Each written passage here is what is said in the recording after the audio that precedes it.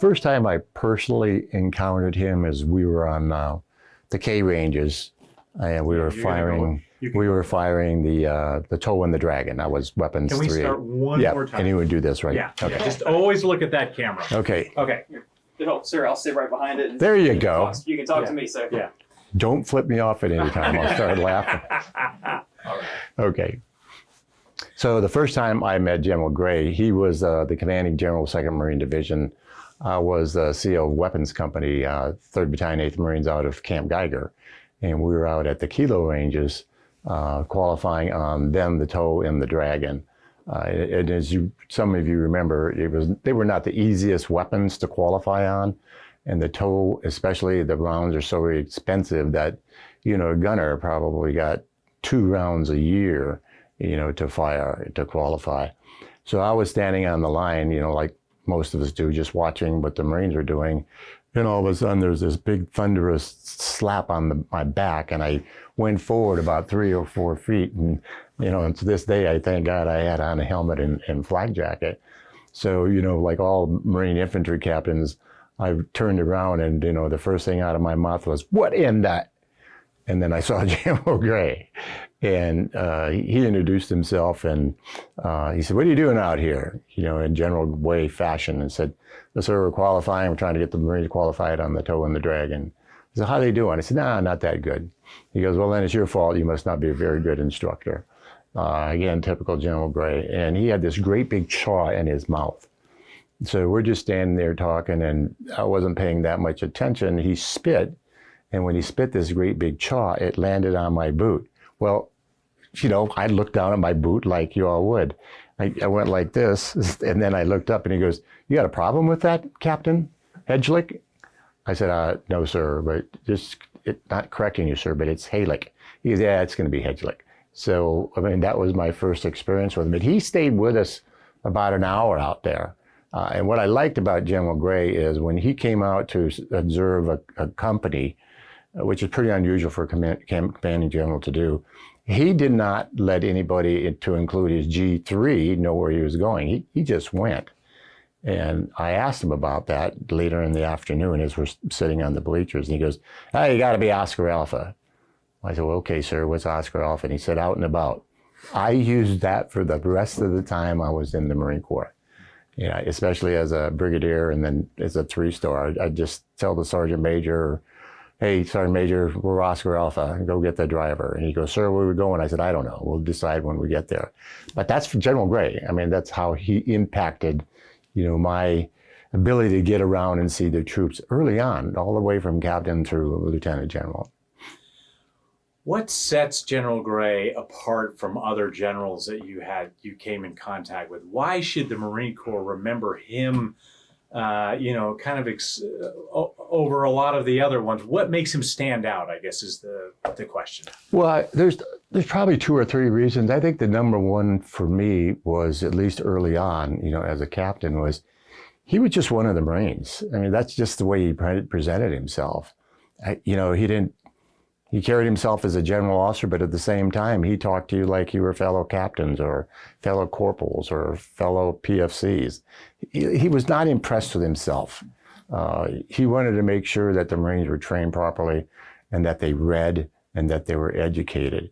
And then I think later on is just the way he focused on intelligence and intelligence gathering of the battlefield and reconnaissance and surveillance. So as I stood at MARSOC, he's one of the first people I went to. He was long retired by then, but he was one of the first I went to, and we sat and talked about, the way ahead for MARSOC. Because as you remember, he started the MUSOC program, Marine Expeditionary Unit, Special Operations Capable, and I was lucky to be on 2 of those MUSOCs. So the Marine Corps owes him a lot because he kind of shaped the way we were going to fight, with maneuver warfare and not attrition warfare and FMFM-1, that was all him. Shoot, I had a question at the tip of my tongue. What lessons have you drawn from General Gray? What have you taken with him? How did it influence you as a general as you went up in the ranks? What were some of the tenets, things that you held dear to yourself that were something that you learned from General Gray? Well, the first thing was not to slap someone on the back real hard.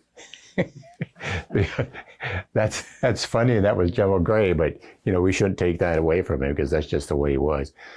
But I think the biggest impact he had on me, again, was being out with the Marines and the sailors. And although at the time he wasn't married, he was huge into the families. And that really paid dividends during the bombing of Beirut in October of '83, as all of us all remember. The other thing is I wasn't a big reader until he became the commandant. And then he had his reading list. And, I had 2 kids at the time. So, your time is taken up with them when you're off and not so much reading. But I learned to read through him. I learned to read things that would advance you professionally and personally. He was both that way. And then I think the last thing was he insisted, and it shouldn't have to be said, but he insisted that everything you did was selfless. It was for the Marines, for the sailors, for the families, and for the civilian contractors who worked for you. So I carried that into all 4 of my commands as a general officer, and it really served me well. So I owe him a lot that way.